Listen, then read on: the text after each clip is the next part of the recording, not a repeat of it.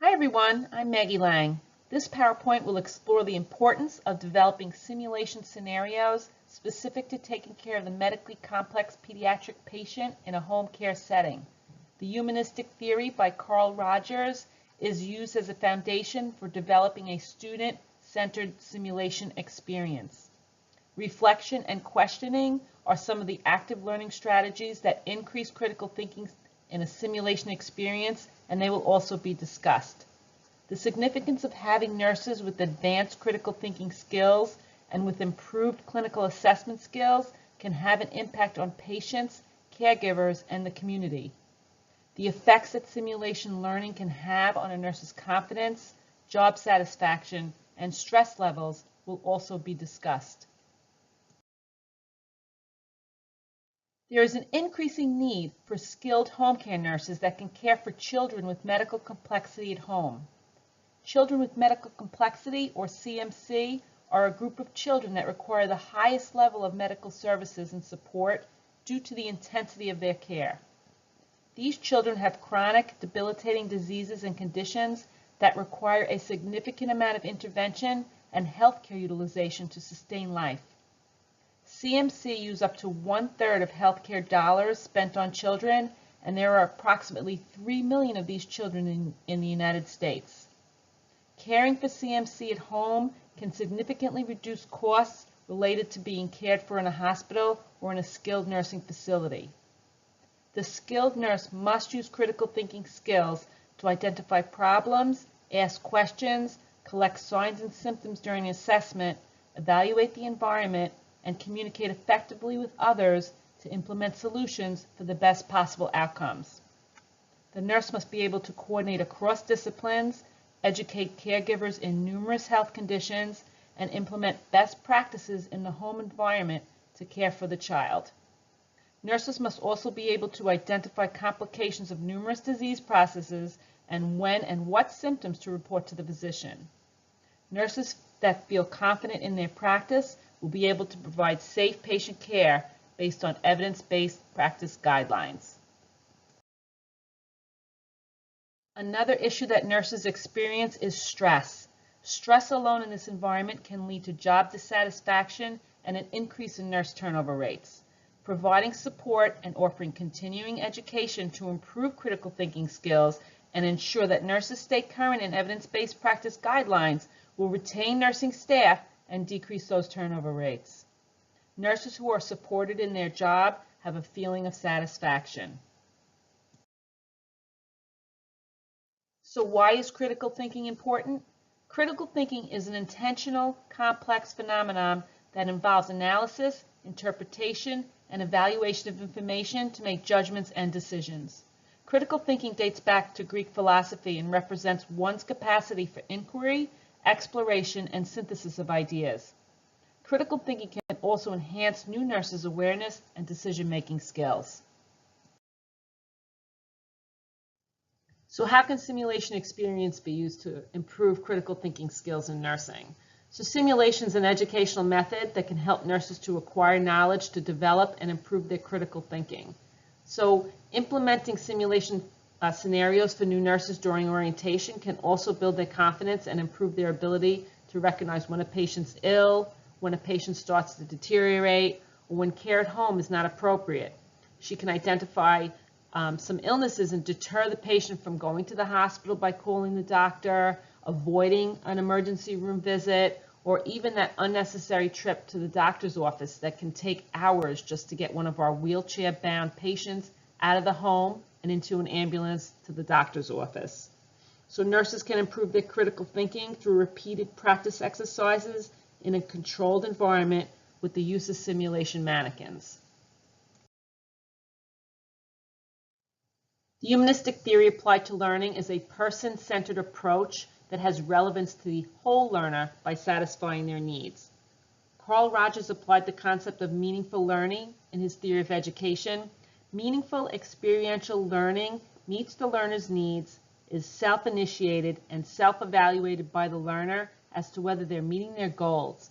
It's also perceived as relevant by the learner and necessary to improve their skills. Carl Rogers' self-concept theory centers around the person and their actualizing tendency. Actualizing tendency is an intrinsic motivational process that drives an individual towards personal growth, autonomy, and freedom from control by external forces.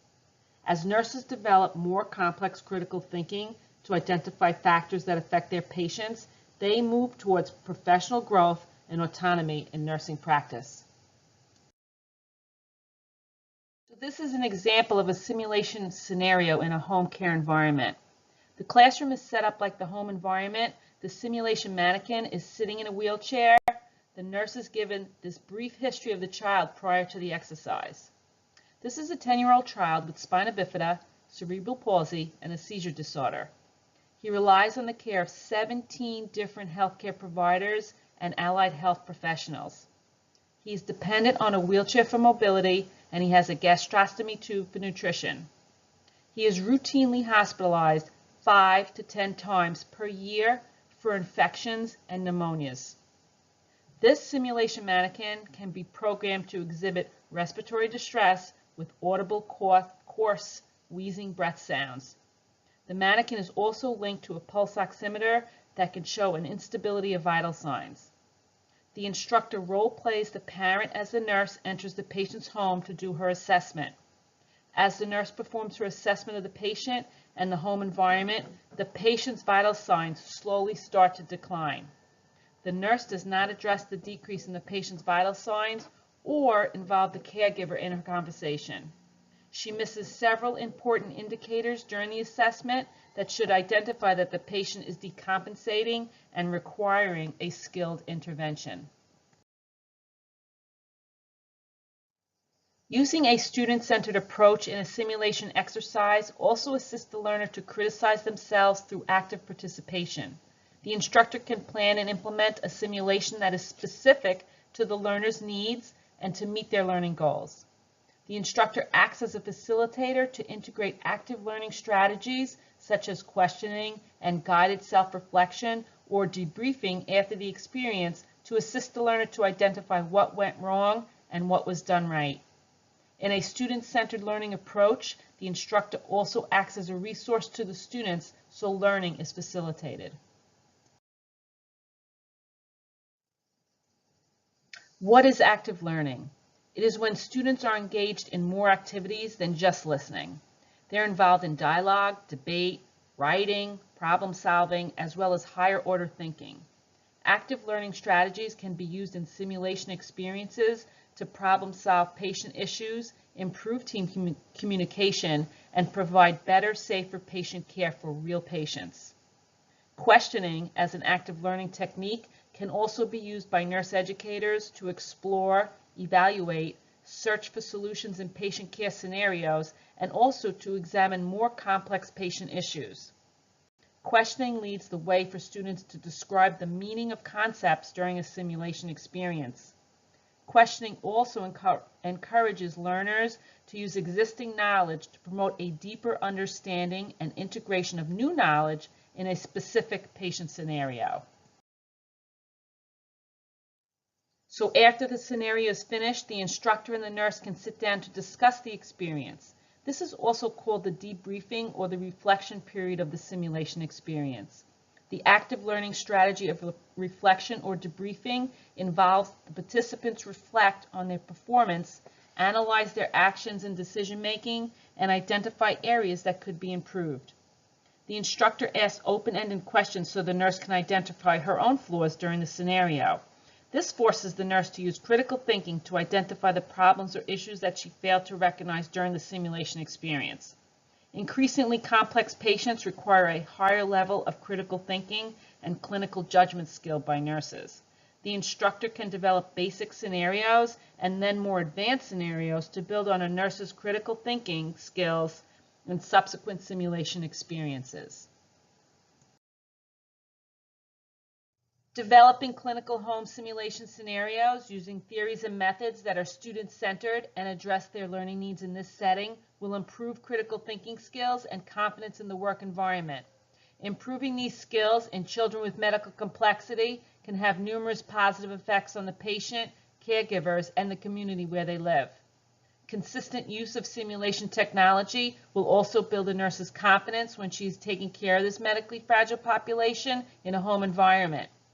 Confidence and competence at work will improve job satisfaction, decrease stress, lead to retention of nurses who can provide better care for this specific population.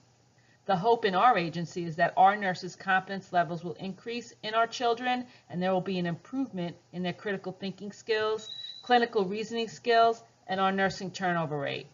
A future goal is that I would like to measure outcomes to see if after initiating simulation experiences during training and when a need arises that a nurse has improved competence, confidence, and job satisfaction.